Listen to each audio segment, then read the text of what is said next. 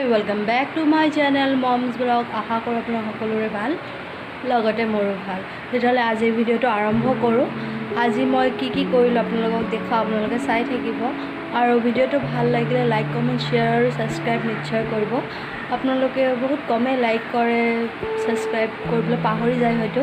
Please subscribe কৰি দিব। তেতিয়াহ'লে ভিডিঅ'টো আৰম্ভ কৰোঁ।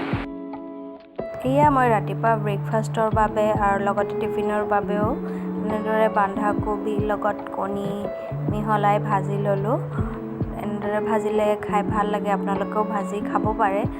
আৰু লগতে মই ইয়াতে অলপ আটাও মাৰি ল'লোঁ। এয়া চাওকচোন, এনেদৰে মই আটাখিনি মোহাৰি পেলাই মাৰি ল'লোঁ।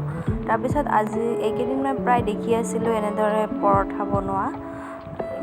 ৰিফাইন, জলকীয়াৰ গুড়ি, অলপ জিৰা ধনিয়া এনেকৈ মিহলাই মেৰিয়াই লাচ্ছা পৰঠা টাইপ বনোৱা ভিডিঅ'বোৰ চাই আছিলোঁ, গতিকে ময়ো আজি ট্ৰাই কৰিলোঁ।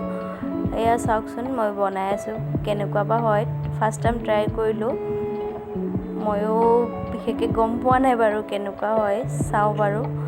এনেদৰে মেৰিয়াই ল'ব আপোনালোকে, লৈ পেলাই বেলি দিব আৰু এনেকৈ মই বেলি ল'লোঁ। বেলাৰ পিছত এয়া হৈয়ে গ'ল আৰু টাৱাত মই এনেদৰে সেকি ল'লোঁ। এনেকৈ মই ব্ৰেকফাষ্ট আৰু টিফিনৰ হৈ গ'ল। আৰু দুপৰীয়াৰ বাবে এয়া মই পিঁয়াজ জলকীয়া কেৰাহীত ভাজি ল'লোঁ, লগতে আলুখিনিও ভাজি লৈছিলোঁ। আজি চিকেন বনাম, গতিকে চিকেনখিনি ধুই পখালি ৰেডি কৰি ল'লোঁ আৰু লগতে পিঁয়াজ জলকীয়া ভজা হোৱাৰ পিছত চিকেনখিনিও অলপ ভাজি ল'লোঁ। আৰু ইয়াত জলকীয়াৰ গুড়ি, ধনিয়াৰ গুড়ি আৰু লগতে গোটাকৈ বিলাহীটো দি দিছোঁ। এনেতো সদায় কাটি দিওঁ, আজি মই গোটাকৈ দি চালোঁ কেনেকুৱা বা হয়, কেনেকুৱা বা লাগে খাবলৈ। গতিকে এয়া মোৰ প্ৰায় চিকেন ভাজা হৈয়ে গ'ল। আৰু ইয়াতে অলপমান মই পানী দি দিলোঁ, অলপ গ্ৰেভি হ'বৰ বাবে। এয়া চাওক, উতল আহি আছে আৰু এয়া মোৰ মাংসৰ আঞ্জাখন প্ৰায় হৈয়ে গ'ল। আৰু এনেদৰে মই দুপৰীয়াৰ বাবে মাংসখনো ৰেডি কৰি ল'লোঁ। চাওকচোন কালাৰটো কেনেকুৱা বা হৈছে।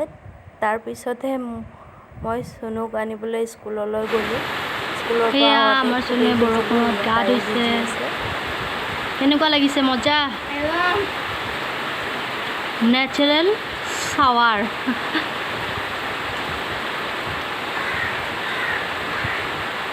লগতে স্কুলৰ পৰা আনোতে ময়ো অলপ ভিজিলোঁ। ময়ো এতিয়া বৰষুণৰ পানীত গা ধুব মন গৈছে, গা ধুই আছে। তেতিয়াহ'লে চাই থাকক আমি কি কৰোঁ। ইয়াৰ পিছতে চুনু আৰু মই এনেদৰে দুপৰীয়াৰ ভাত সাজ খাই ল'লোঁ। তাৰপিছতে দেউতাকেও আহি পালে অফিচৰ পৰা, আজি সোনকালে আহিলে। আমি ওলালোঁ অলপ মাৰ্কেটত যাম বুলি। আমি চিটি মাৰ্টলৈ গ'লোঁ আমি তিনিওজনে। চুনুৰো বাৰ্থডে আহি আছে, অলপ শ্বপিং কৰিম বুলি। এয়া আমি আহি পালোঁ স্মাৰ্ট মাৰ্টত। আৰু সেয়া কিছুমান লাগতিয়াল বস্তু আমি এনেদৰে কিনি ল'লোঁ। বস্তুখিনি ঠিকে আছিলে বাৰু, গৈ ভাল লাগিলে। আজি মই ফাৰ্ষ্ট টাইমে গ'লোঁ, আগতে যোৱা নাছিলোঁ। যেতিয়া বিগ বজাৰ খুলিছিলে তেতিয়া গৈছিলোঁ। এতিয়া স্মাৰ্ট মাৰ্ট খোলাৰ পিছত আজি প্ৰথম গ'লোঁ। তাৰপিছতে আমি ঘৰ আহি পোৱাৰ পিছত প্ৰায় বহুত দেৰিয়ে হ'ল। গতিকে মই এনেকৈ তিয়াই থোৱা দালিখিনি বুট লগতে মিহলাই এখন দালি বনালোঁ। কুকাৰতে গোটেইখিনি ভাজি এনেদৰে চিম্পলকৈ অলপ কষ্টুৰি মেথি সেইবোৰ দি দালিখন বনাই ল'লোঁ। এয়া চাওকচোন দালিখন কেনেকুৱা হৈছে, কমেণ্ট কৰি জনাব। আৰু লগতে পিঁয়াজ এটা কাটি ল'লোঁ আৰু আমাৰ ঘৰৰে ৰঙালাওৰ আগ কেইখিলামান কাটি ল'লোঁ আলুৰ লগত। এনেদৰে পিঁয়াজ জলকীয়া ভাজি ৰঙালাওৰ আগখিনিও অলপ ভাজি তাত নিমখ হালধি দি দিলোঁ আৰু অকণমান আদা নহৰুৰ পেষ্ট আৰু জিৰা ধনিয়াৰ গুড়ি অলপ দি পেলাই এনেদৰে ভাজি ল'লোঁ। বিশেষ একো কৰা নাই, চিম্পলকৈ ভাজি এটা বনালোঁ। আৰু এয়া মোৰ ভাজিখনো প্ৰায় ৰেডি হৈ গ'ল।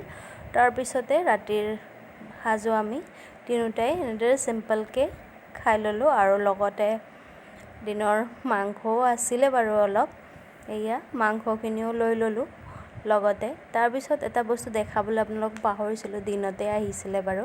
ফ্লিপকাৰ্টৰ পৰা মই এটা ছানস্ক্ৰীণ অৰ্ডাৰ দিছিলোঁ। মোৰ বহুত চানবাৰ্ণ হৈ গৈছে গৰমৰ কাৰণে। এইকেইদিন খুবেই গৰম, আপোনালোকে জানেই।